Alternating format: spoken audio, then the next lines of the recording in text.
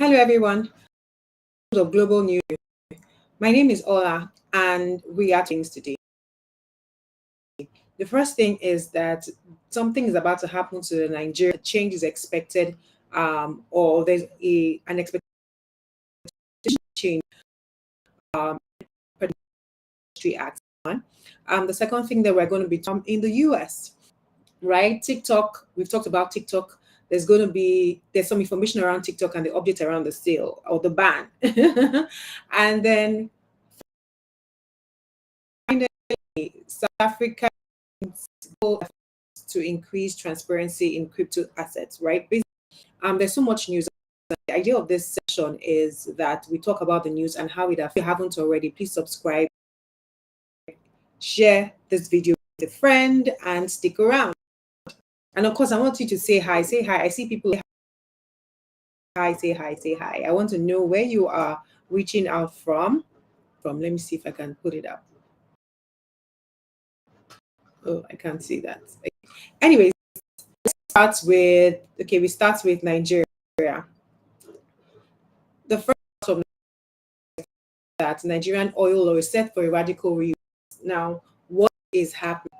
The first thing you need to understand is that the petroleum industry in Nigeria is guided by something called the Petroleum Industry Act. The Industry Act was signed into law. The latest one was law. The Petroleum Industry Act was actually signed into law in 20 so far back, right? But there are some changes. There's some proposed changes to that act. Right? There's some proposed changes to that act, and what are the one is that there's going to be a change in ownership. Who actually owns the NNPC, all the NUPRs, what's it called? NUPRC, right? Who is running the shop, basically. Now, let me give a backstory. Now, we all know that there have been issues with NNPC. Like, since it's simple English, let's not read the news. We know there have been issues with NNPC. We know that, okay, and refinery is not working, contract here and there, forward contracts that don't add up. We're not getting the money back into the vaults or the reserves, right? We are selling oil, but the math is not mathing, right? We know that there were those issues. And then fast forward, this new government bit the bullet and changed the leadership. And so there was that change in leadership. People resigned, blah, blah, blah. There's a change in government. Of course. Now, for us as looking, there was a change in new management. That new management, people, because they were industry experts, we respected people in the industry. Okay, let's see what they'll be able to do. And of course, as they began to settle in, the expected drama, blah, blah, blah, all that came up in the news, which is kind of expected because it's politics / civil service / private sector clashing. Understandable. And then there was even some talk around privatizing the NNPC or listing it on the exchange. And the debate was, okay, am I going to buy or not going to buy? What is the math around this thing? But then the general thought or direction is that we're going private. There's Saudi Arabia, with which we were processing how it goes. But then fast forward to this news that came out this week, where the Ministry of the ministry goes to propose an amendment. The amendment is saying that the previous thing that was there, where it was the Ministry of Petroleum Incorporated that was the owner, technically, let Ministry of Finance be the one running the shop. Ministry of Finance Incorporated be the one running the shop, right? And for us, and the reason they say so is because there is so many leakages in NNPC, right? And so their idea of solution to plug in those holes is to take over ownership, right? But for me as an observer, I'm like, how is that really the solution? You just change management. How about you allow them do what they were asked to do and see how that works before you make in such a short period? Understanding that when you get in a new gate and settle down, it does take you actually takes years, right? So what is this haste to change after you set up a board? Everybody's excited about that board. That's one. Secondly, also there's the fact where we were thinking in the line of privatization. If the owner of the company is technically politically influenced, if you get what I mean, if it's minister, if the minister of finance is the one going to be calling the shots in Ministry of Petroleum or in the NNPC, it's a little bit dicey, guys. It's a little bit dicey, and it just puts question to the progress we thought we had made when it comes to petroleum, NNPC, blah blah blah. There's even talk around the changes in terms of who is going to be approving things. If you remember, like NUPRC, yes, it's big to say NUPRC. They were the ones that first of all paused the Shell sale. If you remember, we talked about approved it. They are those guys, like they manage upstream, right? Upstream transactions, contracts, blah blah blah. And there are changes to there are proposed changes to that, and you're wondering, guys, how about the things that you set up? Let's see if it will work. For investors, for people coming into the space, it's almost like you are trying to be a player and a regulator at the same time. Ministry of Finance is supposed to be a control function in this situation where number of barrels, this is what we're expecting, and we can hold them accountable. But if Ministry of Finance is the board, it's the one defining who is on the board or is calling the shots for the board, there is no separation of church and state. So, guys, we are waiting to see who wants to. I mean, if you have any questions or thoughts around it, I'm happy to hear. But it just seems very interesting. I mean, it's one of those things that makes investors quite unsettled about Nigeria and need to be careful about the speed with which we make changes. Whilst the reason that the Ministry of Finance gave is valid to an extent, but it's only valid to a point where can we actually allow these guys work? Can we give them a 2-year, 3-year KPI, right? Or key results before we make change or not? That's kind of funny. But yes, we move Niger lower. And the second is it's just I mean an announcement, right? 12 banks clear capital. Hey, English. 12 banks. So I see a comment. Let me take that before I jump off. I'm always a good teacher. Oh, thank you so much, Akonji. Thank you. Oh, thank you, school. Thank you so much. To hear your thoughts, I would like to hear people's thoughts around this whole NPC move, or Ministry of Finance move in this case. Like, what do we think about it? If you have a different thought from what I have said, I'm happy to hear that. And then 12 banks clear recapitalization hurdle ahead of March 31 deadline. Now, if you don't know, the Central Bank of Nigeria, and then I can even explain why.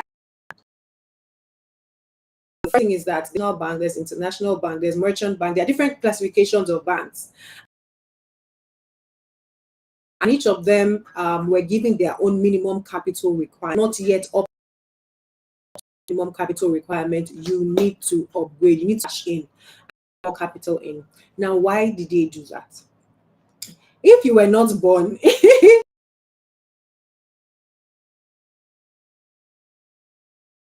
diaper, I understand. However, in 2004, we had probably maybe over 70 banks at least. I remember clearly, at least we had 80 banks in Nigeria. So just imagine there were banks everywhere, people doing all sorts. And then I think it was Charles Soludo that came and said, we are going to do recapitalization. And the minimum capital was now going to be 25 billion. Think of 25 billion right now. That's like idle balance in some banks right now. But literally, why did he do that? It was like, so there are so many banks, they don't have as much capital and capacity to do big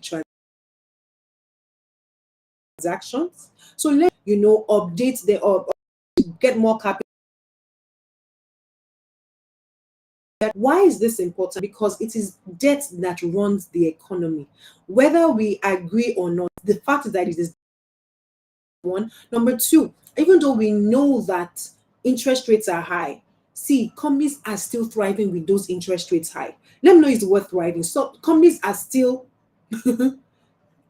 taking those loans. Let me put it like that. Let me use the word thriving. Companies are still taking those. Why? Because it is cash. companies need cash to run, and the surest access to cash is debt. Once your books are in order, getting debt is not hard, if you get what I mean, compared to getting someone to give you equity and getting listed on the exchange and all that. Now, Charles Soludo did that, but what happened in the end was that we collapsed to like maybe 20 or so banks, and those banks were stronger and started doing bigger capital transactions, right?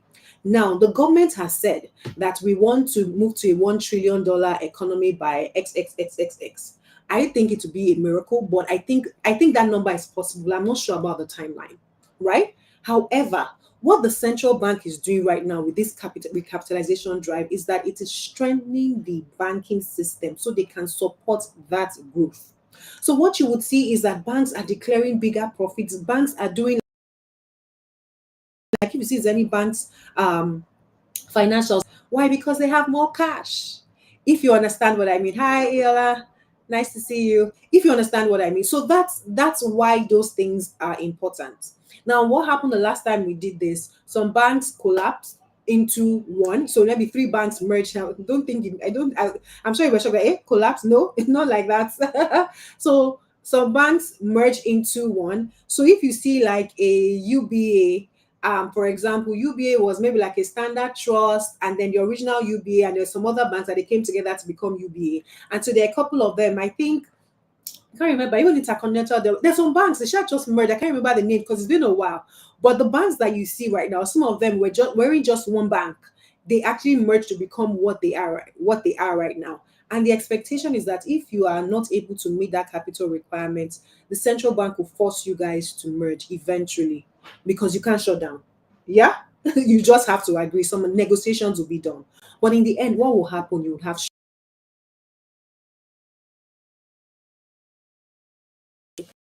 will have stronger banks. Why is this important for the economy? So we are saying right now that two banks have crossed the bar, right? Some are Islamic banks who have lower capital requirements. Some are regional banks. Some are national banks, and some are international. Like the top guys, Trade Bank is one of them. Okay, yes, that merged, right? There were plenty, there were lots. There were lots, and they used to do anyhow. It was hard to manage. It was really hard. It was a mess that time. So yes, it was good for the economy, I dare say. So yes, 12 banks have crossed the hurdle. The big ones, the Access, the GTB, Zenith, I believe, have crossed. First Bank is still on the way, right? Sterling Bank is doing their capital raise right now, but people are carefully, slowly but surely getting to the finish line. But what's going to happen in the end? You would see that number one, you're already seeing it with the big ones that have already crossed. Their profit is looking more juicy by the day. BGTB, for example, has said they're going to be giving 15% dividend yield. That's their promise to the market, which is fantastic, but we are growing. That's actually it. So it is good for everyone.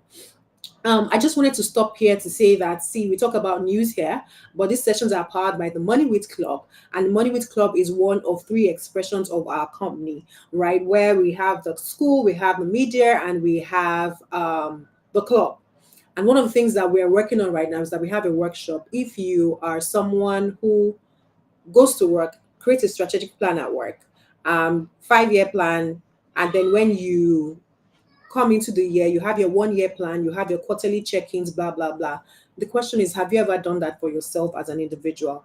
And should you? Yes, you should. So you don't, the same way at work, you can't say, we will get to this place and they say how, we're like, oh, we don't know, we'll just get there. Right? Why are you working the random, why are you doing the random work with your finances? So if you're in that space where I need to put my finances in order, the link will be in the description. It's called Beat the Odds. It's a financial planning workshop. It's a workshop, it's not a learning session.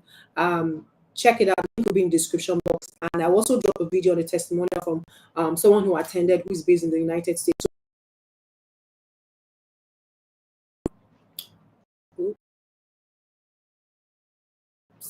You can join from wherever you are in the world. It's virtual. So yes, check it out. It's in the description.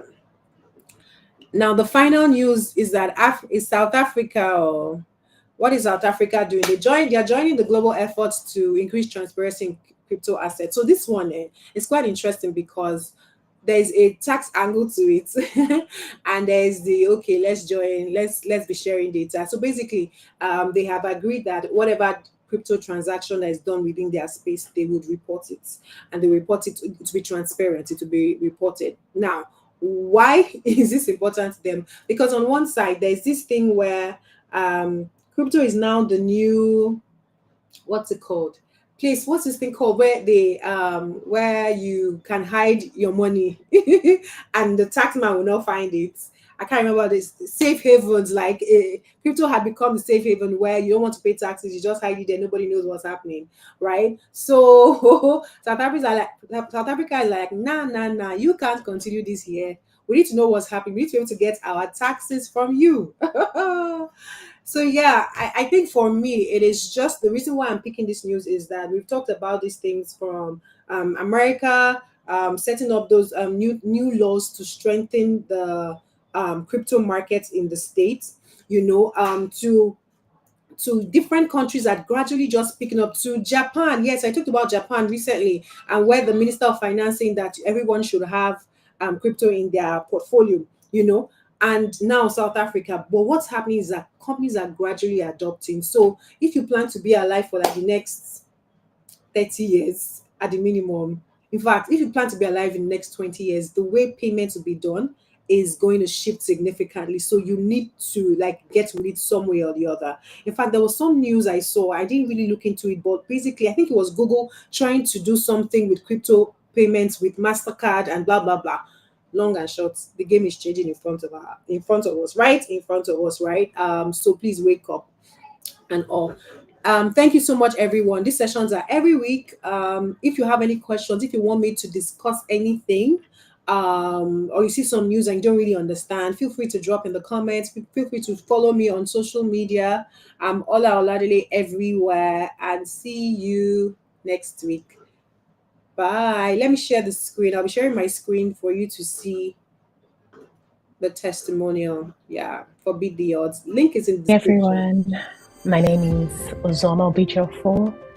I'm in Georgia, United States of America, and I'm a medical doctor. And what made me decide to sign up for this personal finance workshop was because of my desire for structure. One word that would describe my personal financial situation before the workshop is organization. Like, I was confused, yes. I would say yes. I was scattered, that was me. In this workshop, I learned the importance of figures, putting in the numbers, and she, first of all, gave us some assignments to get done with that would help us benefit more during the workshop, and that kind of was very helpful. And definitely, yes, I would recommend this workshop to anyone who all want to live a very successful age, but that cannot happen without planning and without putting in the structures. And yes, these things that I learned were part of the questions that I didn't know I had that needed to be answered, and do better with my personal finances. I had a lot of notes taking, and I've been going back to view the videos over and over, and that has been very helpful. Thank you, Ola.